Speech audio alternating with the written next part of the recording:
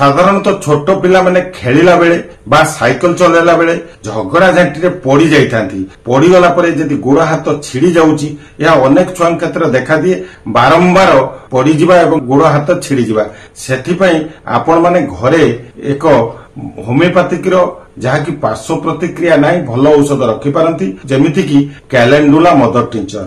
ଏହାକୁ ପିଲା ପଡିଗଲେ ଯଦି ଛିଡି ଯାଇଛି, ତେବେ এই କ୍ୟାଲେଣ୍ଡୁଲା ମଦର ଟିଞ୍ଚରରୁ କିଛି ନିଅନ୍ତୁ ଏବଂ ସେଥିରେ ଅଳ୍ପ କିଛି ପାଣି ମିଶାଇ ତାକୁ ଭଲ ଭାବରେ ଧୋଇ ଦିଅନ୍ତୁ ଏବଂ ପରେ କଟନରେ କିଛି କ୍ୟାଲେଣ୍ଡୁଲା ମଦର ଟିଞ୍ଚରକୁ ଲଗାଇ ଛିଡି ଯାଇଥିବା ବା ଇଞ୍ଜୁରୀ ହେଇଥିବା ସ୍ଥାନରେ ଲଗାଇ ତାକୁ ଭଲ ଭାବରେ ବ୍ୟାଣ୍ଡେଜ କରିଦିଅନ୍ତୁ।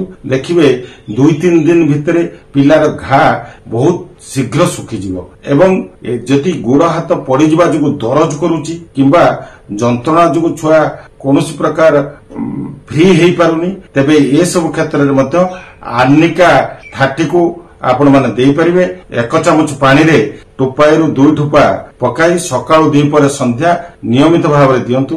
ଦେଖିବେ 2-4 ଦିନ ଭିତରେ ପିଲାର ଘା ଛାଡିବା ସହ ତା ଗୋଡର ଦରଜ କମିଯିବ ଏବଂ ପିଲା ପୁନରାୟ ଭଲ ଭାବରେ ଖେଳିପାରିବ।